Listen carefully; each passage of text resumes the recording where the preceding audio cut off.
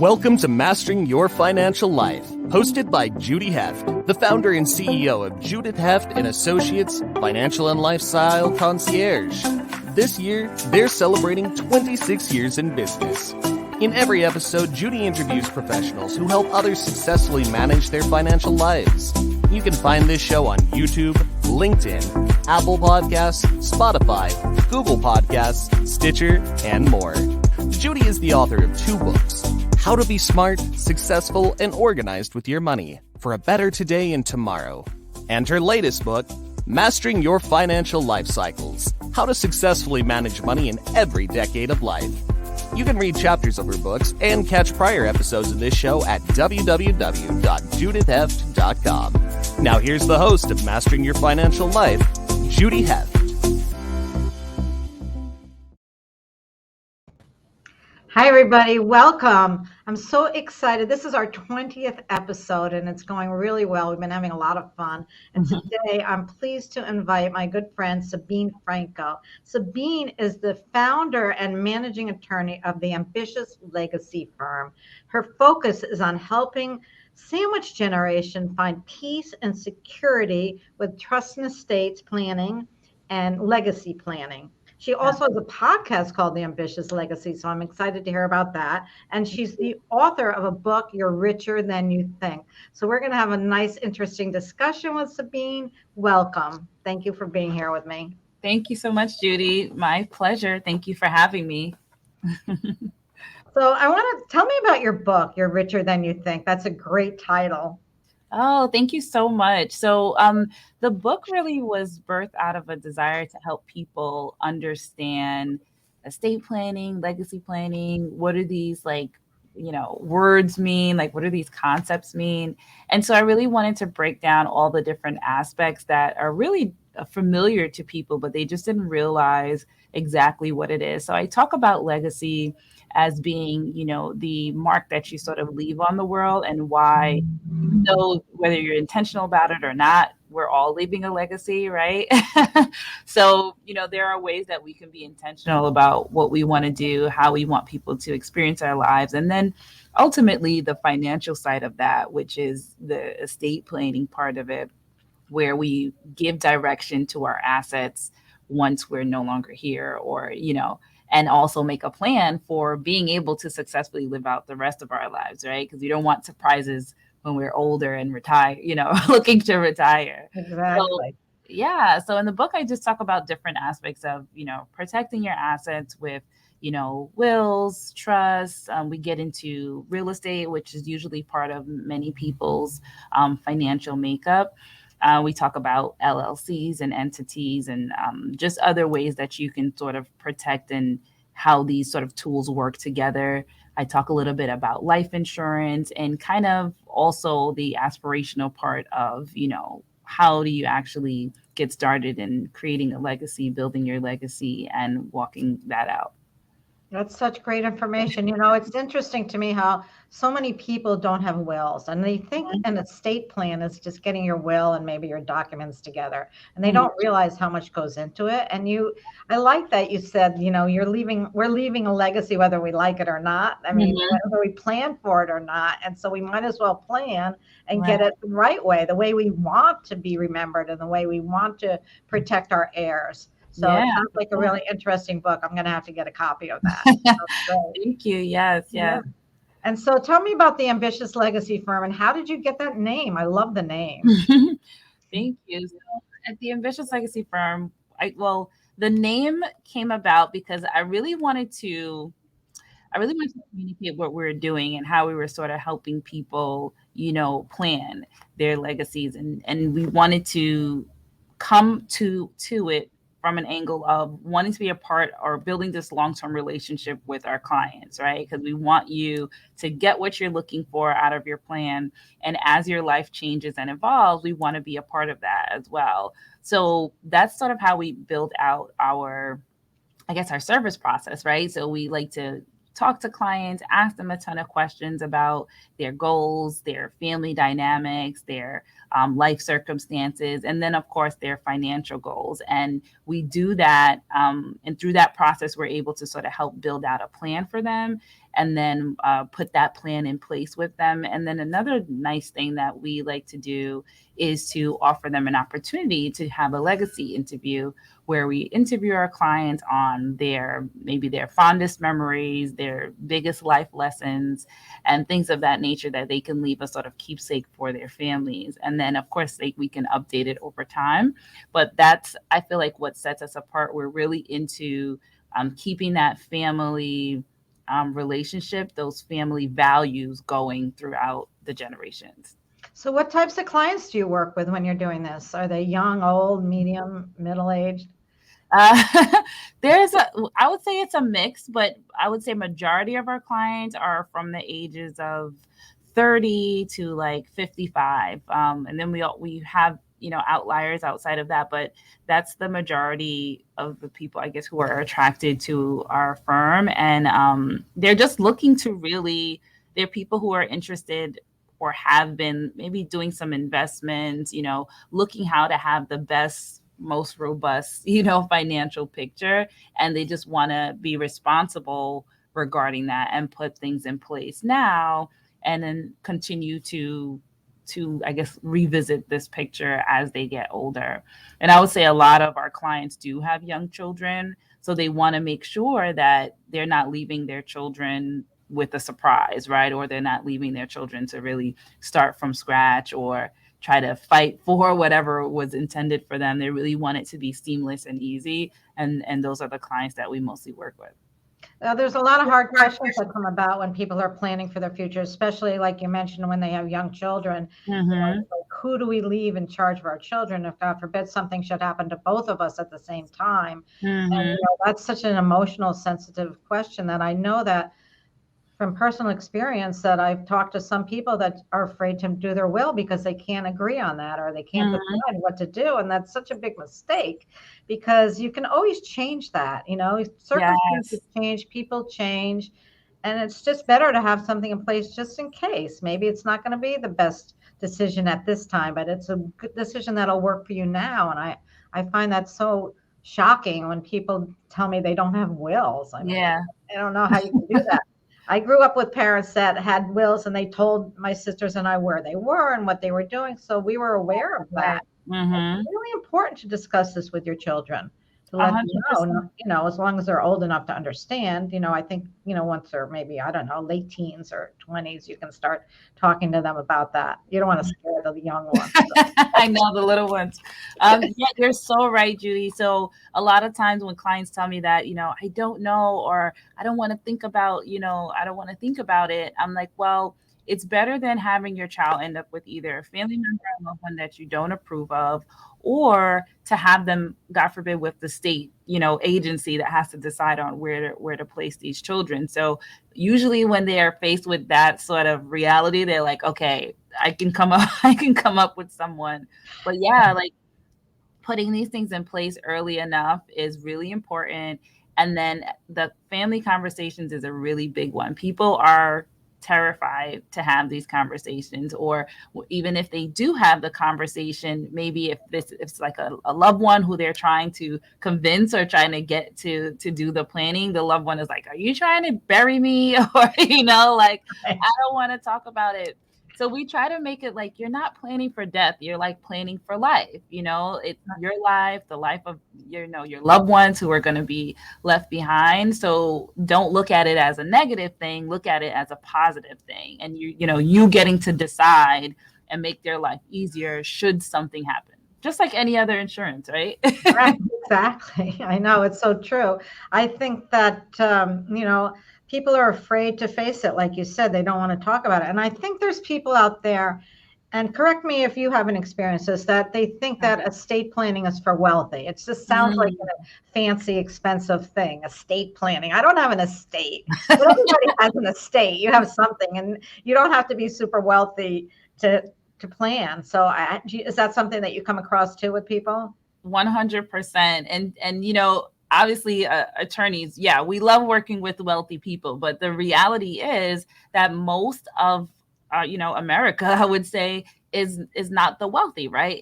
There's a 1% for a reason. So most of us are somewhere in the middle, and everyone has something that is worth putting a vehicle in place to make sure it gets to the right destination, right? Everyone has, the potential of having health issues, and they may need somebody to help them, whether it be on the health side or on the financial side. So I always say that there's a level of planning for everyone, no matter how much you have. There may be something that you could put in place to make your life easier. And the hardest part of it is when I see people who unfortunately didn't put stuff in place, and the sort of turmoil that they're going through or their family is going through, and to know that it could have been so simple to avoid, So it's really, really important that everyone takes it seriously, regardless of what you have. Exactly. No, it's true. So do you talk with people about their digital assets too? Because that's a whole new thing now that we're in a digital world. I know. That's something that people put in their wills, or how do you handle that? Yeah, they do. So things such as, like cryptocurrency, NFTs, we're starting to see that, especially when people on the younger side are planning, we're starting to see those come up as assets. And there are certain I guess platforms that make it really easy for people to purchase and be involved in this market.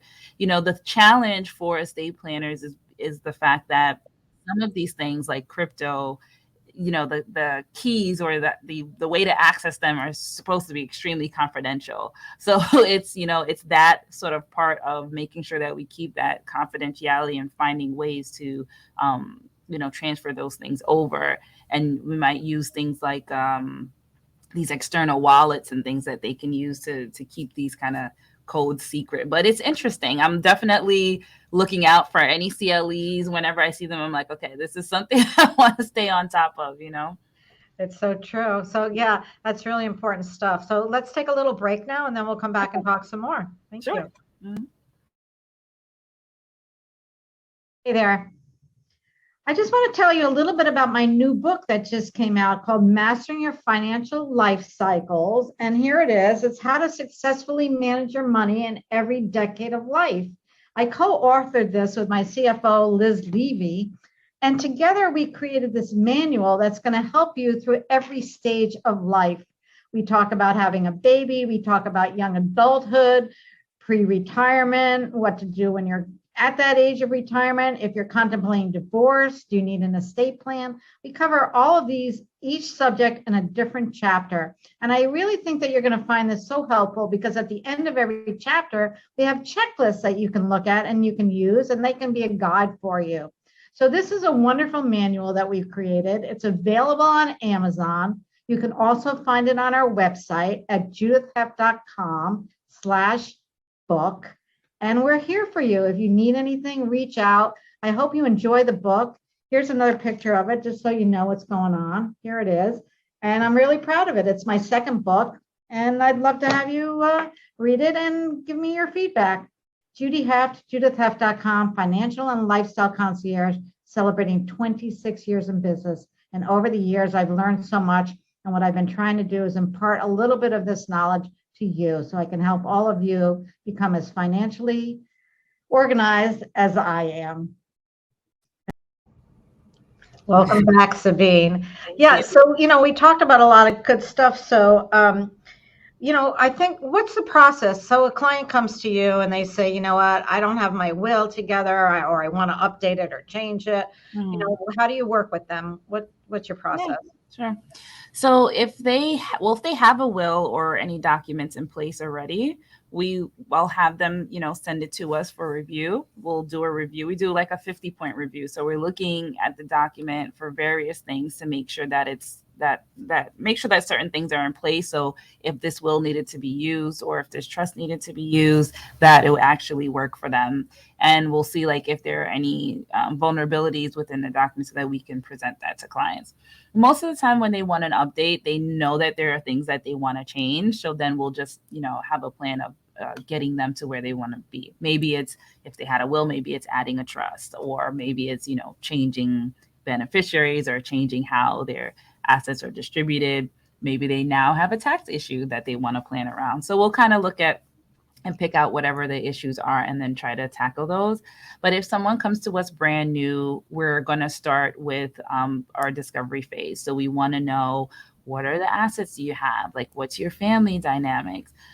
What are your plans for the rest of your life? Are you like an investor? You're constantly investing and trying new things, or are you looking to sort of like settle and you're just focused on protection? So different clients have different motivations for why they want to plan. So we might put an emphasis on protection for one, and the other one we might just emphasize making sure that they're passing down their assets. So it kind of just depends. But we go through that, have a conversation, and get to know them, their goals, their aspirations, and then we come up with a plan, a suggested plan on how we can help them reach that. So probably most likely is going to have a will. For most clients, a trust is also part of their picture, and then we'll maybe get a little bit more complex from there depending on the situation. And then we do the drafting. We go over once the document is drafted, we go over it with the clients to make sure that one, they understand how it works, and two, they can make any changes or clarifications from there. And then once we're on the same page, we set them up for signing, and then we sign. We deliver their documents in a binder. They also get a digital copy of their documents. And then from that point, we just also strongly emphasize that if clients are getting trust, we want them to fund their trust, right? Mm-hmm. So whatever assets they have that's going to be owned by their trust needs to be transferred to their trust. Some clients have us do it, and some clients do it on their own. But in any event, we really emphasize that gets done. And then we really have a system where we're following up every 3 years to see, hey, do you have any changes? Has anything changed in your life? Or maybe there's a change in the law and we think this might affect you. So those type of things to sort of keep the conversation going. And then, if they need anything, they'll come back to us. Yeah, it's good to keep those. I like that you check in with your clients every 3 years, because there's so many times there's a life change situation and they forget, a divorce, a death, or a new baby, or a marriage, or whatever the case may be. Yeah, that's good to remind people about that. Yeah, especially when someone passes away. It says, I was talking to someone this week, and he lost his wife, and he's so distraught he doesn't even know like where to begin. And that's how it is most times. People can't even, like, it hurts to look at documents. It hurts to deal with the things, so we understand that and try to make it a little bit easier. Mm-hmm. And then what about if someone has a question about finding the right executor? They just really don't know if they have anybody that they want. How do you do that? Does your office offer that service too?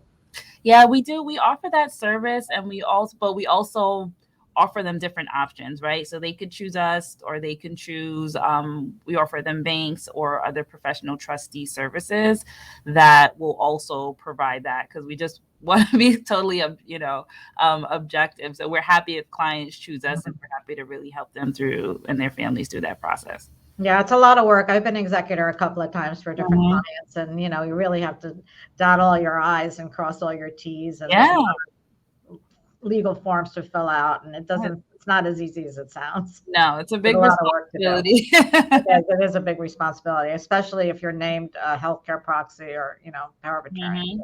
So those are interesting. So this was good. So how can our clients find you, our listeners? I mean, how can our listeners find you? Sure, yeah. So you can find me at theambitiouslegacyfirm.com. And that's my firm page. I also, on social media, people know me as Sabine. That's my first name, The Purpose Lawyer. So if you want to find me there. On YouTube, my show is The Ambitious Legacy Podcast. And you can also get my book, You're Richer Than You Think, on Amazon. So we didn't talk about your podcast. I meant to ask you about that. So tell me a little bit about your podcast and who your types of guests are. Yeah, so my podcast, I really go through, I do some solo episodes and then some episodes with guests. So on my solo episodes, I might talk about something in the news that's related to any area of legacy or finance, or I'll sort of break down some concepts that I feel like people are challenged with. And then when I have guests, we kind of talk about their journey, their life, and then what legacy sort of means to them and how they're going about creating a legacy of their own. Oh, that's great. I'm going to have to check it out. So Yes, thank please you. do. Mm. Yeah, thank you, Sabine. It was a pleasure having you here. And I always look forward to talking to you because you have a lot of great insight. Oh, thank you, I hope Judy. we help a lot of our listeners today. Thank Oh, you me so much. too. Thank you. You've been listening to Mastering Your Financial Life, hosted by Judy Heft. Thank you for your positive reviews, comments, and sharing this show with others. You can read chapters of Judy's books and catch prior episodes of Mastering Your Financial Life at www.judithheft.com.